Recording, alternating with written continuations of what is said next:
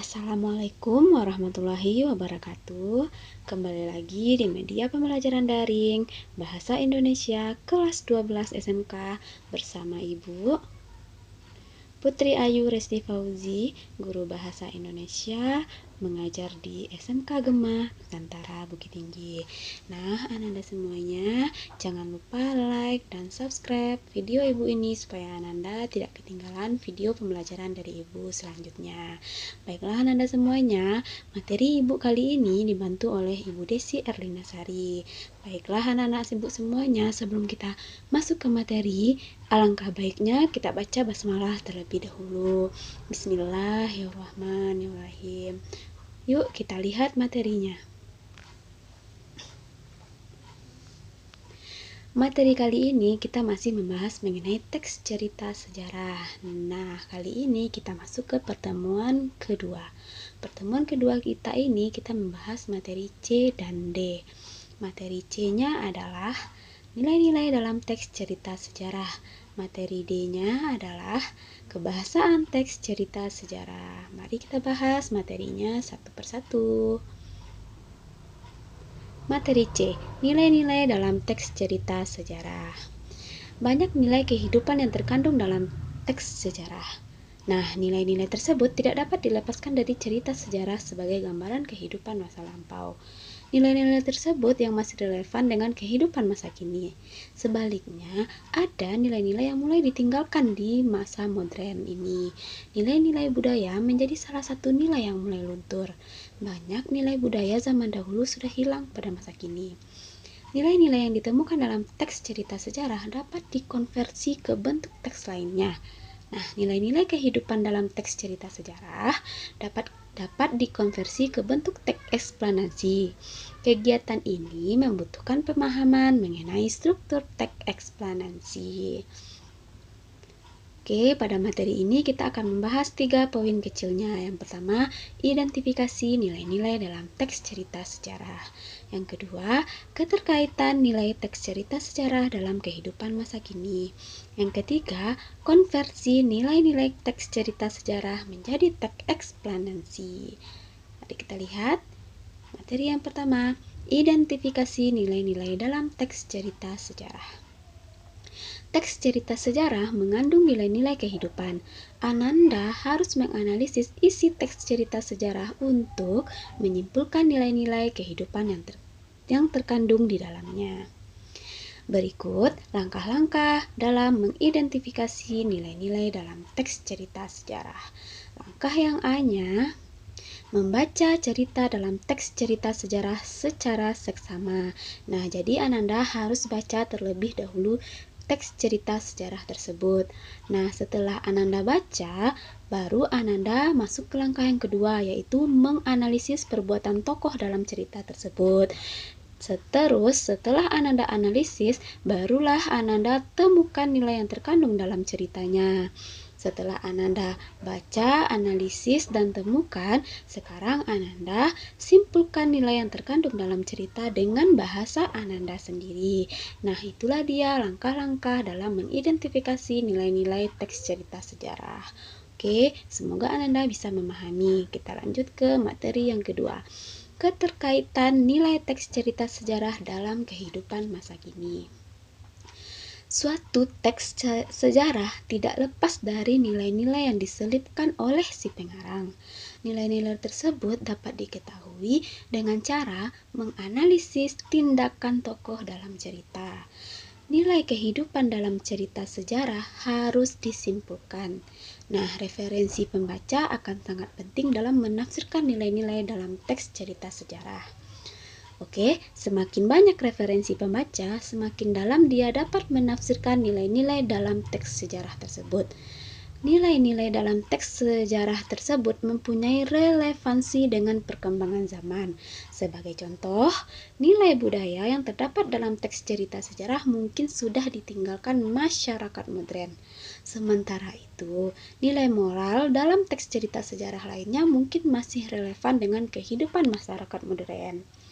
Di sini kita lihat contoh nilai yang masih relevan dengan kehidupan yang sekarang adalah nilai religius. Kenapa? Nilai religius ini berhubungan dengan Tuhan dan agama. Pembaca dapat mengambil intisari nilai religius dalam sebuah teks cerita sejarah. Setelah itu, pembaca dapat mengaitkan nilai religius tersebut dengan kondisi masyarakat saat ini. Nah, dengan kata lain, pembaca mengonstruksi nilai religius dalam teks cerita sejarah dengan keadaan masyarakat sekarang. Itulah dia cara mengaitkannya. Oke, kita lanjut ke materi yang ketiga. Konversi nilai-nilai teks cerita sejarah menjadi teks eksplanasi. Nah, kita ketahui dulu apa itu konversi. Ini dia. Teks cerita sejarah dapat diubah menjadi bentuk teks lainnya. Nah, kegiatan mengubah teks ke bentuk teks lain ini disebut konversi. Itu dia konversi ya. Nah, dalam kamus KBBI, konversi berarti perubahan dari satu bentuk ke bentuk lain. Jadi, mengonversi teks merupakan kegiatan mengubah satu teks ke bentuk atau jenis teks lainnya. Kegiatan mengonversi dilakukan tanpa mengubah isi pokok teks asli. Mengonversi teks dapat dilakukan dengan mengubah teks cerita sejarah menjadi bentuk teks lainnya, seperti menjadi bentuk teks eksplanasi, menjadi drama, atau menjadi pantun. Oke, untuk mengonversi nilai-nilai dalam teks cerita sejarah menjadi teks eksplanasi, Ananda harus mengetahui terlebih dahulu struktur teks eksplanasi. Sebelumnya Ananda sudah belajar juga ya. Nah, jadi teks eksplanasi adalah teks yang bertujuan untuk menjelaskan fenomena alam dan fenomena sosial. Nah, struktur teks eksplanasi terdiri atas pernyataan umum, deretan penjelas, dan penutup atau kesimpulan. Oke, setelah mengetahui struktur teks tadi, pokok isi teks cerita sejarah yang Ananda lihat dikembangkan menjadi isi dari teks eksplanasi. Nah, itulah dia cara mengkonversi nilai-nilai teks cerita sejarah menjadi teks eksplanasi. Semoga Ananda bisa memahami materi yang C ini. Oke, kita masuk ke materi yang D, kebahasaan teks cerita sejarah. Nah, kebahasaan teks cerita sejarah ada 3. Yang pertama, keterangan. Yang kedua, kata sifat. Yang ketiga, bahasa kias. Oke, kita bahas satu persatu. Yang pertama, kebahasaannya yaitu keterangan. Nah, keterangan di sini adalah keterangan fungsi kalimat yang mudah berpindah posisi. Keterangan berfungsi memberi informasi tambahan dalam suatu kalimat. Nah, dalam teks cerita atau novel sejarah, keterangan dapat mempertegas baik tokoh maupun latar kejadian peristiwa. Keterangan ini memiliki ciri khusus. Keterangan bukan unsur utama kalimat, tetapi keterangan dapat terletak pada bagian awal, tengah, dan akhir kalimat, kecuali antara predikat dan objek. Itu dia keterangan. Nah, di sini ada beberapa jenis keterangan. Nah, jenis keterangan ini ada 8. Yang pertama, keterangan tempat. Nah, keterangan tempat ini fungsinya menerangkan tempat kejadian dalam teks cerita sejarah. Nah, preposisi yang dia gunakan di, ke, dari, di, dalam, dan pada. Nah, yang kedua, keterangan waktu. Keterangan waktu ini berfungsi menerangkan latar waktu kejadian dalam teks cerita sejarah. Preposisi yang digunakan dalam keterangan waktu ini adalah pada, dalam, sesudah, sebelum, dan setelah. Yang ketiga, keterangan alat. Nah, keterangan alat ini berfungsi menandai alat yang digunakan untuk melakukan sesuatu. Preposisi yang digunakan hanya kata dengan. Oke. Yang keempat, keterangan tujuan. Keterangan tujuan ini berfungsi menerangkan tujuan dari suatu tindakan.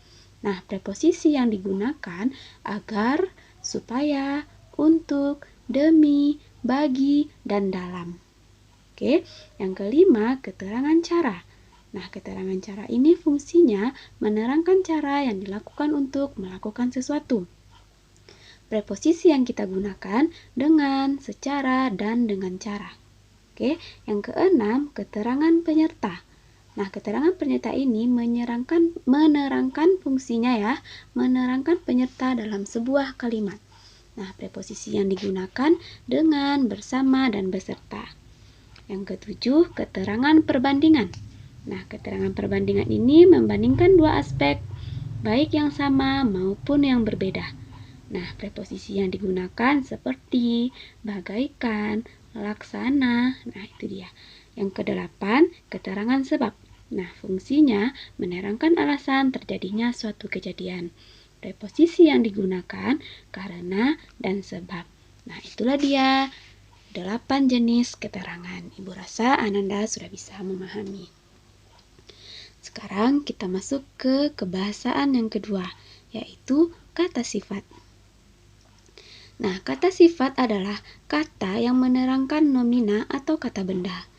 Ciri kata sifat dapat digabung dengan kata lebih dan sangat. Kata sifat sering digunakan dalam novel sejarah. Biasanya, kata sifat sering ditemukan untuk menggambarkan tokoh, tempat, atau suasana. Mari kita lihat beberapa contoh kata sifat. Yang pertama, rajin. Yang kedua, cantik. Yang ketiga, baik hati. Yang keempat, tinggi. Nah, ini adalah beberapa contoh dari kata sifat. Masih banyak kata sifat lainnya. Oke, kita masuk ke kebahasaan yang ketiga, yaitu bahasa kias.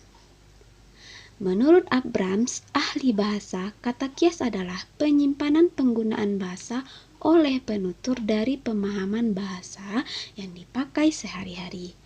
Penyimpangan bahasa standar atau penyimpangan makna sesuai kata atau serangkaian kata agar memperoleh beberapa arti khusus atau efek khusus.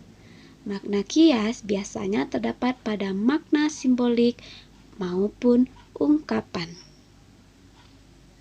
Oke, nah kita lihat makna simbolik. Nah, makna simbolik ini sering penulis menggunakan simbol-simbol dalam penulisan teks cerita sejarah. Simbol yang digunakan penulis tersebut mempunyai makna tersendiri. Simbol tersebut dapat dimaknai oleh pembaca. Pembaca dapat mengaitkan simbol tersebut dengan konteks cerita makna simbol. Oke, makna simbol tersebut pasti berhubungan dengan konteks peristiwa yang diceritakan dalam teks cerita sejarah. Nah, contoh makna simbolik, kata mengamuk merupakan simbol persetujuan dan mengiyakan. Oke, kita masuk ke B, ungkapan. Ungkapan merupakan salah satu bahasa kias yang sering digunakan dalam penulisan novel sejarah. Ungkapan di sini adalah kelompok kata atau gabungan kata yang menyatakan makna khusus yang mana unsur-unsurnya sering menjadi kabur atau mempunyai makna baru.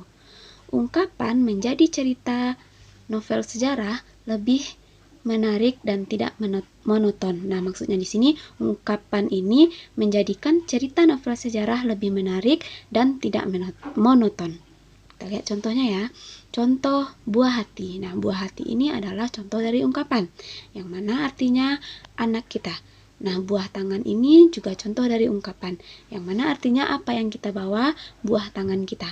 Itu, misalnya kita mau pergi ke rumah orang tua kita membawa sesuatu, nah itu dia buah tangan. Nah, itu adalah ungkapan. Oke, Ibu rasa Ananda bisa memahami materi kita yang D ini, materi kita kebahasaan teks cerita sejarah. Baiklah Ananda Ibu semuanya, Ibu ambil kesimpulan, pada kali ini kita membahas materi C dan D. Materi C-nya kita membahas mengenai nilai-nilai yang terkandung dalam teks cerita sejarah. Materi D-nya kita membahas analisis kebahasaan teks cerita sejarah. Nah, jadi untuk kali ini Ibu akhiri pertemuan kita dengan mengucapkan Assalamualaikum warahmatullahi wabarakatuh. Sekian dan terima kasih.